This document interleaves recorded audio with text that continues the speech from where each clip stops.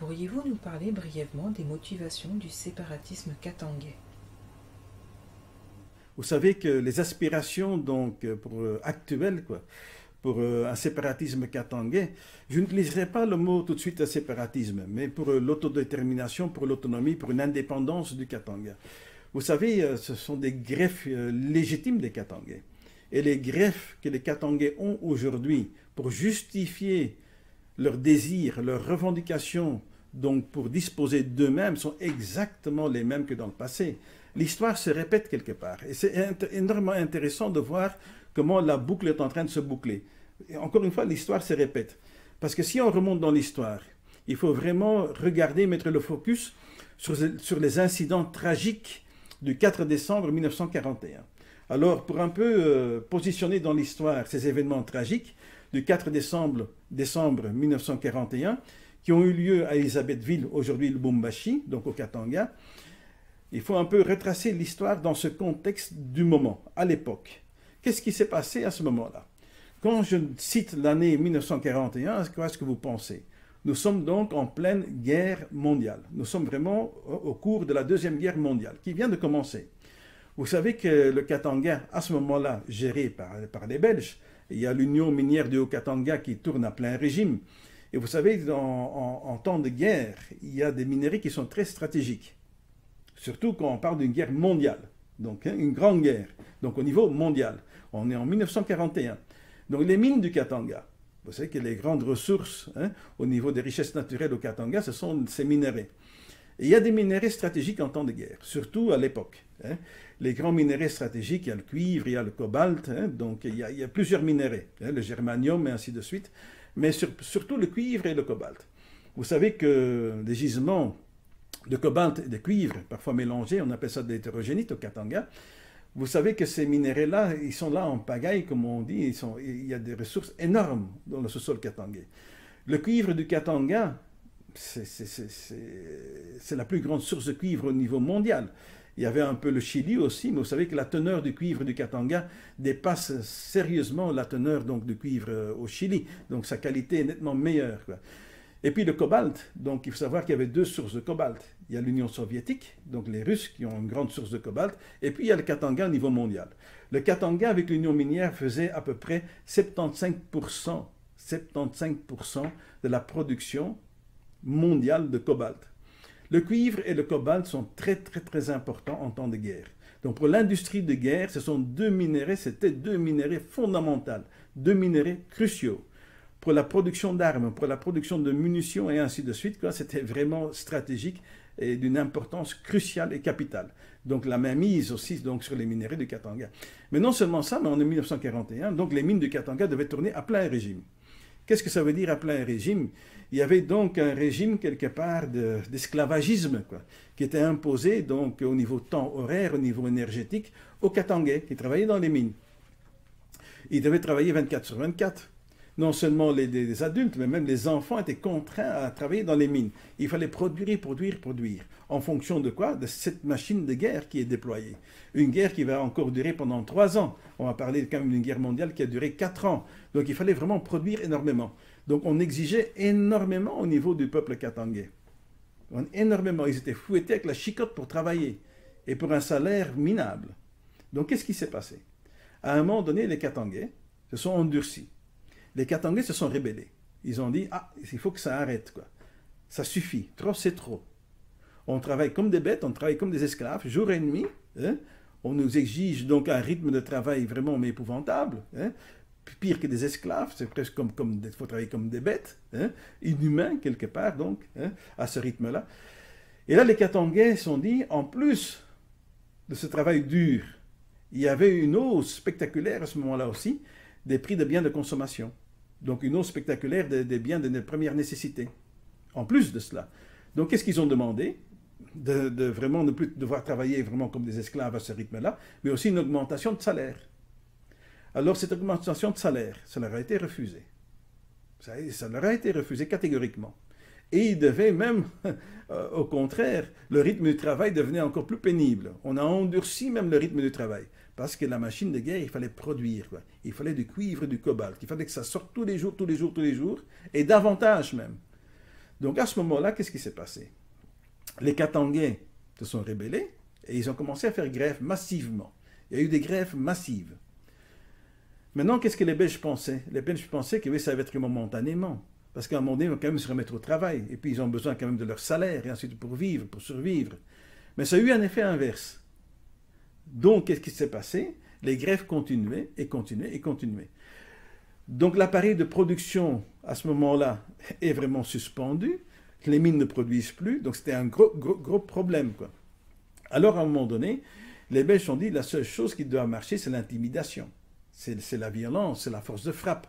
Montrer vraiment notre supériorité, et surtout au niveau donc, des armes à feu qu'on a. Parce qu'à un moment donné, il y a eu une grande manifestation, une très grande manifestation des Katangais, et au premier rang de la manifestation marchaient des chefs coutumiers, des chefs traditionnels, qui conduisaient vraiment leur peuple, quoi. Et ils étaient face donc à des troupes armées, donc des Belges qui étaient en face d'eux.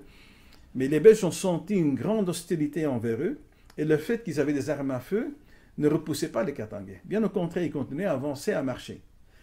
Et à ce moment-là, il y a eu une grande tension qui est née, vraiment une grande tension, parce que la foule était énormément hostile donc, aux troupes armées à ce moment-là, les troupes armées coloniales. Et qu'est-ce qui s'est passé? On a tiré sur la foule. Donc ils ont tiré sur les manifestants. Il y a eu une 60aine de morts. Et parmi les morts, il y a eu des chefs coutumiers. Alors maintenant, les troupes coloniales pensaient que maintenant tout va rentrer dans l'ordre, ils vont avoir peur, ils vont être bien intimidés et ils vont se remettre au travail parce qu'ils voient que c'est maintenant du sérieux. Eh bien, ça a eu l'effet inverse. Les Katangais qui sont endurcis encore davantage ne voulaient plus du tout se remettre au travail. Cet événement tragique donc, du 4 décembre 1941, où les troupes armées coloniales vont tirer donc, sur les manifestants katangais, ça va vraiment donner quelque chose, maintenant ça va déboucher sur quelque chose d'encore plus tragique. Parce que les Belges vont prendre une très mauvaise décision. Au lieu de vraiment répondre aux exigences, aux revendications des Katangais pour trouver une entente, un accord, ils se sont dit, mais les Katangais, on les connaît. On a une histoire avec eux assez houleuse. Nous nous souvenons déjà de notre entreprise coloniale qu'on a voulu les conquérir. C'est le seul endroit au Congo, où on a eu une résistance farouche à notre entreprise coloniale, où on a dû vraiment se battre jusqu'à la fin, où on a dû vraiment nous battre et même décapiter un de leurs rois, où on a dû tuer même l'empereur et son frère, l'empereur Mointiaf de Lunda et son frère Kavel. Nous nous souvenons vraiment de la résistance farouche de Lunda au Katanga. On se souvient aussi de la résistance farouche de Msiri avec les Bayeks contre nous. On se souvient aussi de la résistance farouche des Balubakat avec Kassongo Niembo. Donc c'est un peuple guerrier, c'est un peuple un peu spécial. Donc comment on ne sait pas les manier? Et la force ne fait pas peur, bien au contraire, on tire maintenant sur eux, ça a un effet inverse. Ils ne fuient pas, au contraire, ça les chauffe les esprits et ça fait remonter en eux donc leur aspect guerrier. Donc ici on va vers un conflit, quoi. Donc comment mettre fin à ce conflit? Comment faire avec eux? C'était très compliqué pour les Belges. Mais là ils vont faire, au lieu de négocier, au lieu de vraiment négocier avec les Katangais, au lieu de trouver vraiment des accords gagnant-gagnant, ils vont commettre une grosse erreur. L'erreur était laquelle? Ils se sont dit, bon, si on ne peut pas travailler avec eux, mieux vaut travailler avec d'autres. On va importer de la main-d'œuvre d'ailleurs. On va les écarter et on va travailler avec d'autres. Alors ça, c'est une grosse erreur. Vous savez que la terre est sacrée chez les Africains, chez tous les Africains, chez tous les Noirs africains. La terre est quelque chose de sacré. La terre appartient à quelqu'un. Il y a les propriétaires terriens qui sont là. C'est un droit ancestral, la terre. C'est la terre des ancêtres. Vous ne pouvez pas comme ça prendre la terre de quelqu'un, de ses ancêtres, et dire voilà, et on va mettre quelqu'un d'autre à votre place, là, qui n'a rien à voir avec cette descendance ancestrale. Mais c'est ce qu'ils ont fait. Qu'est-ce qu'ils ont fait? Ils ont importé de la main-d'œuvre massivement du Kasaï, la région voisine, mais aussi de la main-d'œuvre massive aussi du Burundi et du Rwanda. C'est ce qu'ils ont fait. Pour travailler à la place des Katangais authentiques, pour venir travailler au Katanga à la place des autochtones. Alors maintenant, vraiment, le plus sale boulot, c'est-à-dire le boulot, on peut dire la main-d'œuvre un peu sale, hein, les plus sales boulots, ils ont donné au Burundais et au Rwandais. Et puis les postes un peu plus élevés, ils ont donné massivement aux Kasaïens. Ainsi, on avait donc maintenant au Katanga, qu'est-ce qu'on avait? on avait des Katangais authentiques, les originaires du Katanga, sur leur propre sol, sur la terre de leurs ancêtres, qui étaient devenus des sous-citoyens, des citoyens de second rang, qui étaient au chômage, qui n'avaient rien. Et puis on avait maintenant les Burundais et les Rwandais, qui constituaient le gros de la main-d'œuvre. Et puis vous aviez les Kassayens qui régnaient en maître. Et il y avait même certains centres urbains qui étaient essentiellement composés, où il y avait, les Katangais se retrouvaient minoritaires, tellement ils ont importé de la main-d'œuvre, du soutien de travailleurs venus d'ailleurs, qui ont remplacé chez eux donc les Katangais authentiques. C'est ce qui s'est passé. C'est ce qui s'est passé à ce moment-là. Alors il faut savoir que le Katangais était devenu vraiment quelque chose, un sous-citoyen donc sur sa propre terre. Il était au chômage. Ses enfants n'avaient pas droit à l'éducation. Ceux qui avaient droit à l'éducation, c'était les enfants des Kassayens. Donc vous aviez quelque part les Kassayens qui chicotaient comme maîtres les Rwandais et les Burundais, qui faisaient les sales boulots, et les Kassayens eux-mêmes qui étaient encore chicotés par les Belges. Et les Katangais authentiques qui étaient vraiment écartés de tout, qui étaient devenus vraiment des sous-citoyens, encore une fois, des citoyens de second rang sur leur propre terre. Ils étaient au chômage, ils étaient chômeurs. Et leurs enfants, encore une fois, n'avaient pas plus accès à l'éducation, à l'école. C'était réservé maintenant aux enfants des Kassayens. C'est ce qui s'est passé. Et vous pouvez vérifier ça. L'histoire est là, les livres d'histoire sont là. Alors qu'est-ce qui s'est passé à un moment donné? Ça ne pouvait plus perdurer, cette situation-là. Ça ne pouvait plus perdurer. Alors à un moment donné, qu'est-ce qui s'est passé? En 1958, il y a eu une grande prise de conscience des Katangais.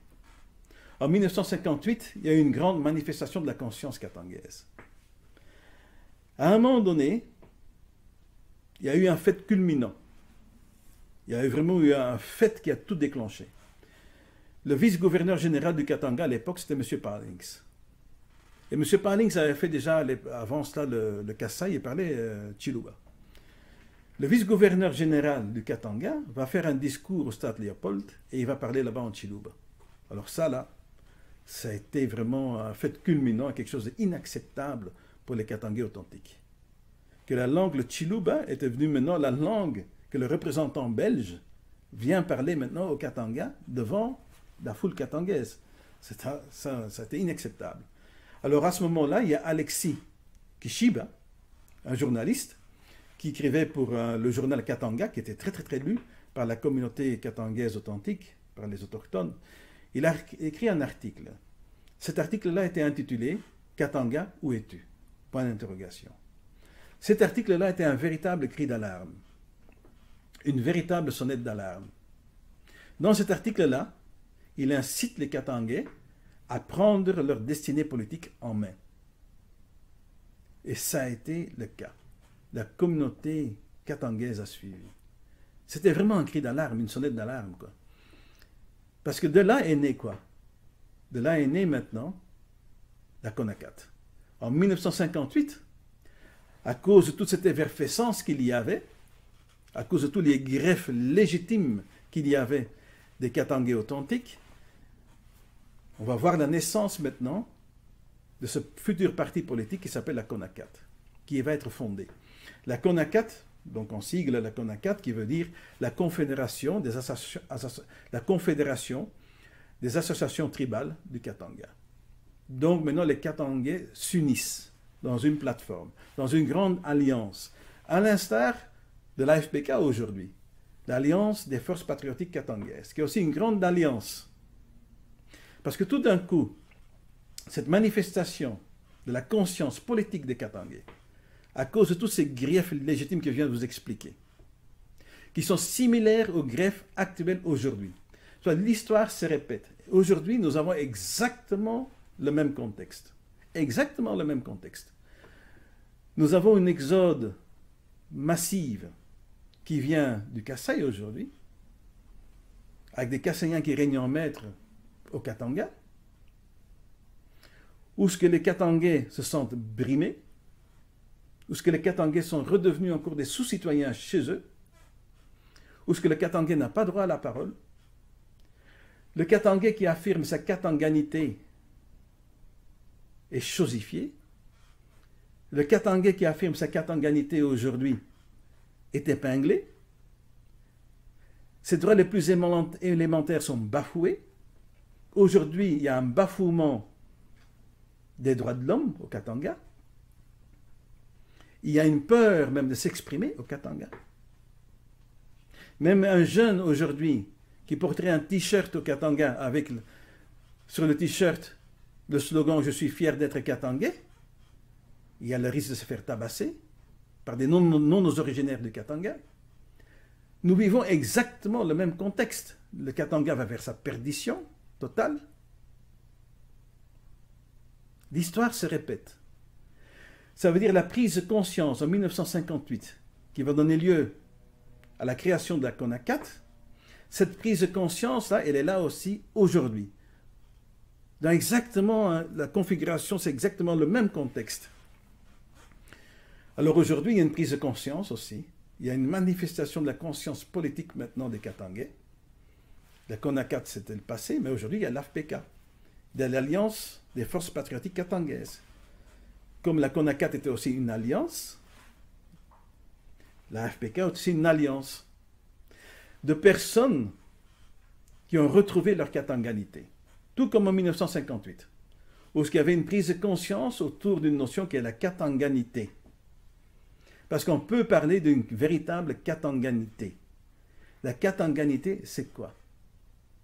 On peut dire quelque part que c'est autour d'une prise de conscience que le Katanga est une nation. Quand on dit une nation, on peut parler de katanganité. Parce que le Katangais, conscient de sa katanganité, rejette la définition de la nation du siècle de lumière qui a été définie à la Sorbonne par Ernest Renan en 1984 et qui a été repris par tous les États modernes, que la nation se définit à travers un vouloir vivre ensemble, et que sur ça. Non, non, non. Pour nous, la nation, c'est quoi? Il faut retourner vers la vraie étymologie du mot nation et sa vraie définition. Sa vraie définition, c'est une nation, c'est un ensemble de personnes qui a le même noyau d'origine, qui parle la même langue, qui a la même culture, qui a les mêmes coutumes et qui a le même noyau ethnique. Ça, c'est une nation. C'est pour ça qu'au Sénégal, on peut parler d'une nation Wolof. Les Wolofs, c'est une nation. Au Nigeria, les Yoruba, c'est une nation. Les Igbo, du Biafra, au Nigeria, c'est une nation. Les Congos, de l'ancien royaume Congo, c'est la nation Congo, qui va même plus loin que les frontières de la RDC, qui va jusqu'en Angola, qui va jusqu'au Congo-Brazzaville. Ça, ce sont des nations. Les Zoulous, en Afrique du Sud, c'est une nation, la nation Zoulou. Et nous avons la nation katangaise. C'est une nation. C'est une nation parce que c'est un groupe social bien homogène. Le Katanga est une réalité humano-sociale bien précise, structurée autour de 3 États-royaumes. 3 États-royaumes qui remontent loin dans le temps, loin dans l'histoire, bien avant l'entreprise coloniale. De 3 États-royaumes qui sont liés par des liens sanguins, qui ont une origine commune. J'ai bien dit une origine commune. Les Lunda, les Rundes, à partir de Rouwej, et leur premier empereur, Yav Nawej, ont du sang qui est relié à l'empire Baluba, Baluba IV, à travers Ilunga, à travers Irung, Chibind. Et en même temps, nous sommes liés aussi par des liens sanguins avec le royaume de Bayeke, avec le peuple de Msiri. Donc ce sont 3 États-royaumes liés par des liens sanguins, liés par des faits historiques indéniables. Ces 3 États-royaumes ensemble confédérés, c'est le Katanga.